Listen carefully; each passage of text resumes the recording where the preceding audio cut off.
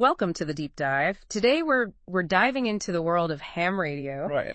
with a ham radio enthusiast who goes by the call sign VK3TET. Okay. And his real name is Joe, and he's been documenting his journey online, and it's really fascinating. Cool. So he starts off, he's in Australia. Oh, yeah. And he's introducing himself, and he makes it clear that this call sign, VK3TET, is a new one for him. He even kind of jokes that if anybody's got his old information, make sure you update your records kind of thing. Yeah, that makes sense. Call signs are a limited resource. So they're often recycled as, hams change their location or they decide to, stop with the hobby for a while. Yeah, so he really wanted this call sign, and he really wanted one that would be easy to send using Morse Code or CW.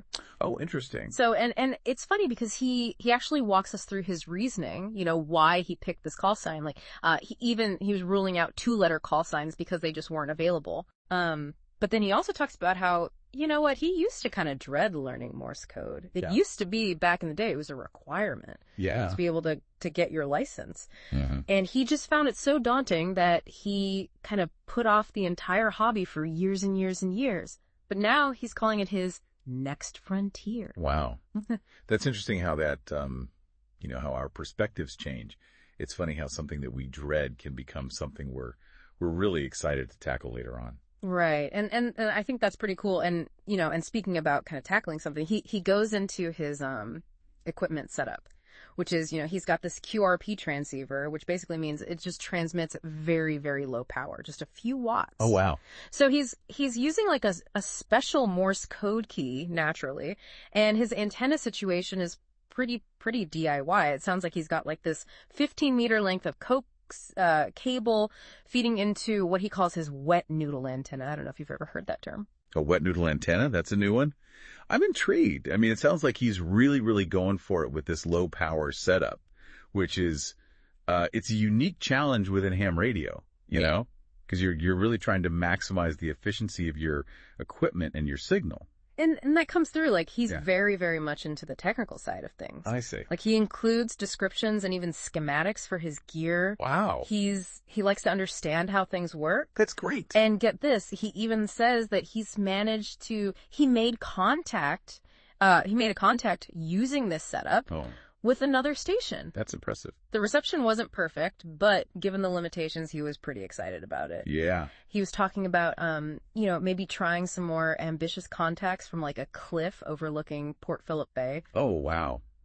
The location is key in ham radio, especially when we're talking about these longer distance communications. Mm-hmm. If you can get a clear line of sight, especially over water, it can really help with signal propagation. So he's thinking about that, and then he really gets into antennas. Okay. Antennas are kind of his thing. Antennas are so important. I think a lot of people, they overlook antennas, but they can really make or break your signal. Yeah, and he even includes all these diagrams. Like, he's got diagrams and animations explaining how dipole antennas work. Oh, cool. He seems very interested in what's called a caged dipole antenna. Have you ever heard of that? Caged dipole. Yeah, he says it's known for its broadband capabilities. It's fascinating how he really dives into the specifics. Yeah. But it's not just all radio waves and antennas. Okay. He also has a thermal camera. Oh. And he's thinking about how he can use this thermal camera to actually check the efficiency of his antennas. Wow. That's clever. Yeah, so he hasn't actually shared any images yet of this, but that's kind of on his to-do list. But then on top of that, he's also into retro computing. Oh, wow. So he's got he's emulating this vintage PDP-11 computer, using a Raspberry Pi. Which he explains was, this computer that was involved with, the whole UNIX operating system. Oh, wow. It's fascinating how these different interests kind of all come together, this curiosity about how things work, whether it's, vintage computers or radio waves. It's really neat. It really is. And for Joe, it leads him down this rabbit hole of predistortion, both analog and digital. So predistortion, that's where things get really interesting, even for those of us who aren't, electronics wizards. It's basically a technique that's used to improve the quality of radio signals. So making the radio waves come through as clearly as possible. Exactly. So all transmitters, they introduce some level of distortion, and predistortion, it kind of tries to anticipate and counteract that distortion, which results in a cleaner, more efficient signal. And that's what he's really into. That's cool. So we're back with Joe VK3TET and his ham radio adventures. And last time we were talking about how he was getting into this whole world of predistortion. Yeah, and it's really impressive that he doesn't just want to use predistortion. He wants to understand it, Yeah. like deeply enough that he could even build his own system. He even mentions digging up old technical papers and patents on analog predistortion. He's serious. That's hardcore. I love that. It just goes to show you how much depth there is to this hobby. There's this whole world of specialized components and techniques that most people probably don't even know exists. Yeah, it's amazing. And it's not just the analog predistortion that's got him interested. He also talks about digital predistortion, or DPD. So this seems to bring that concept into the software realm. Right. And he lists all these different tools that he wants to learn more about, like GNU Radio, MATLAB, and even something called FPGAs. Do you know what those are? Yeah. FPGAs are field programmable gate arrays. They're essentially chips that can be reconfigured to perform different tasks, which makes them really useful for things like software-defined radio, SDR, which is becoming more and more popular in ham radio. So it's like taking that predistortion concept from tweaking hardware to like writing code that shapes the radio signals. Exactly, yeah. You got it. And it's really cool how Joe's interests kind of connect in these unexpected ways, because we were just talking about him emulating that vintage PDP-11 computer. Right. Well, now his exploration of DPD has led him back to that world in a way through this concept of state machines. State machines. Okay. That sounds a little, I have to admit, that sounds a little intimidating. How does that tie back into radio? It's actually, it's not as complicated as it sounds. Imagine like a choose your own adventure book. But for a computer program, so each choice or input leads to a different state or outcome. And that determines how the program processes information. And this concept is used in computer science and digital signal processing. So digital predistortion involves processing signals in real time, and state machines are all about describing how systems change over time. Okay, I think I'm starting to see the connection here. Exactly. You got it. Yeah. And Joe even links to the Wikipedia page on finite state machines if anyone wants to really, really geek out on the theory. But then it gets even wilder, because from there he goes on to neural networks. Neural networks. Okay. See, that to me always just sounded like something straight out of science fiction. I know, right? It does have kind of a sci-fi ring to it. Yeah. But essentially, neural networks are these complex mathematical functions that can be trained using tons of data, and they're able to recognize patterns. So in signal processing, you can use them to kind of model and predict the behavior of nonlinear systems like radio transmitters. So instead of programming specific rules, you're basically teaching the neural network to optimize a signal by showing it tons of examples. Yeah, that's the basic idea. It's pretty powerful stuff. And it really shows how far digital signal processing has come. It's kind of mind-blowing. It sounds like he's just getting started. He even mentions that he wants to build something with a gesture recognition sensor, a Wimo's D1 Wi-Fi module, and an OLED display. I can't even imagine what he's putting together. Right. That's the beauty of it. It's like ham radio is this gateway to, endless exploration.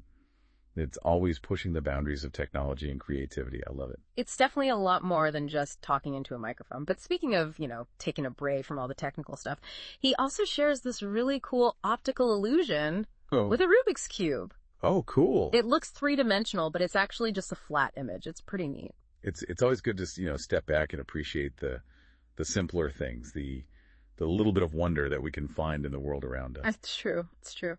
But the break is short-lived, because he then posts about finally getting this Anan 100D radio, which he's clearly been wanting for a while now. But he says the reason he had so much trouble getting one is hidden in a picture he posted online. Oh, wow. Okay, little mystery. I love it. All right. Let's see if we can figure this out. He definitely likes to keep us on our toes, so that's what we'll leave you hanging.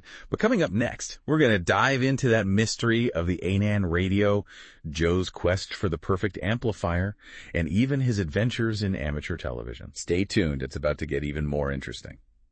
Welcome back to the deep dive. We're wrapping up with Joe, VK3TET, and his ham radio adventures.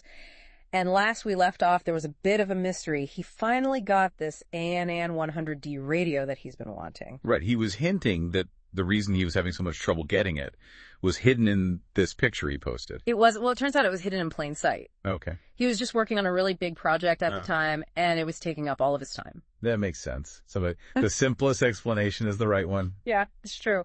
But mystery aside, he's up and running with this AN100D. He even posted a picture of it. He's got this little DIY cooling setup. Oh, nice. Yeah, apparently you got to keep those high-performance electronics from overheating. Yeah, especially with software-defined radio, SDR, like he's doing with the Anan. Yeah. A lot of processing power there. Yeah, SDR, it seems like it's all the rage in ham radio these days. What makes it so special? So SDR basically moves a lot of the signal processing from hardware into software. Okay. Which makes it really flexible. Hams can experiment with different kinds of modulation schemes, digital modes, and signal processing just through software updates. Wow. It's like turning your radio into this software-defined powerhouse. So that's why he was so excited about it. Yeah. And he's not just using the software. He's digging into the code. Like, he talks about setting up a development environment so he can actually tinker with the software for the Anan. Fetus is what it's called. Oh, cool. It's open source too, right? Fetus. Yeah. So that means that anyone with these skills can actually contribute to its development. It's a real community effort. That's so cool. I love that. It sounds like this Anan 100D it's a really impressive piece of equipment. I mean, he mentions these specs, like achieving an IMD of -60 dB. What does that even mean? So IMD stands for intermodulation distortion. Okay. It's basically a measure of unwanted signals that can be created when you have different frequencies mixing in a transmitter. Okay. The lower the IMD, the cleaner the signal. Yeah. -60 dB is really good. Wow. He's got every right to be proud then, because he seems very happy about it. As he should be. But before we get, too far down into the weeds here, let's go back to talking about his amplifier. Oh, right. Because this ANN 100D, it's a low power radio. Right. So he needs a specific kind of amplifier to boost the signal without, overdriving it. Yeah, he needs a low drive amplifier. Exactly, yeah. And he did a lot of research, and he landed on this SPE Expert 1.5K FA. Okay. And he does a very thorough review. He was talking about how he'd seen some concerns online about its reliability. Interesting. But he addresses them head on. And this is where those insights become really valuable. It's not just about understanding that specific amplifier. It's about, how to evaluate equipment in general, right? Right. Understanding its capabilities, but also its limitations. It's like anything else. You need to use the right tool for the job and use it properly. Exactly. Right. Yeah, it sounds like this SPE Expert 1.5K FA. Yeah. When it's used correctly, it's a really solid amplifier for this setup. He seems very happy with it. He was talking about how easy it is to use. It's got a built-in antenna tuner, and you can even control it remotely. Wow. Over the internet. That's pretty cool. So you can be anywhere. And of course, he gets into the nitty-gritty. He starts talking about the RF sampling output, which goes back to his interest in predistortion. Right. And everything kind of comes full circle. I love how it all connects. It's pretty cool. Yeah. But beyond all the technical stuff, I think what I really like about Joe is how much he wants to help others. He talked about his friend who's got over 1,000 HP 39GII graphing calculator that he's trying to donate. That's really generous. I know. Apparently, they're not allowed in certain exams anymore, so they're kind of obsolete. Interesting. But they're still perfectly good calculators. Absolutely. What a great way to give them a second life. Right. So hopefully he can find a good home for them. And speaking of new horizons, he's now getting into amateur television. ATV. Wow. Yeah, he's building a DVB-T transmitter and setting up a whole studio at his house. That's impressive. It's amazing how this hobby just keeps evolving.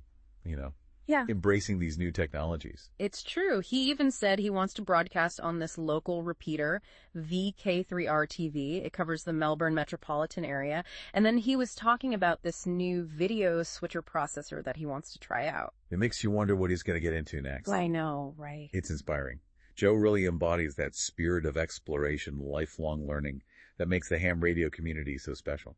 It's true. He's a great example of that. Well, that's about all the time we have for today's deep dive. We learned about low-power radio, predistortion, open-source software, even amateur television. You really never know what you're going to find when you take a deep dive into someone's passion. It's true. And there are so many fascinating worlds out there. It's really about following your curiosity and seeing where it leads. And who knows, maybe Joe's story will inspire some of you to embark on your own deep dives. Maybe even into the world of ham radio. Exactly. Until next time, keep exploring and keep those signals strong.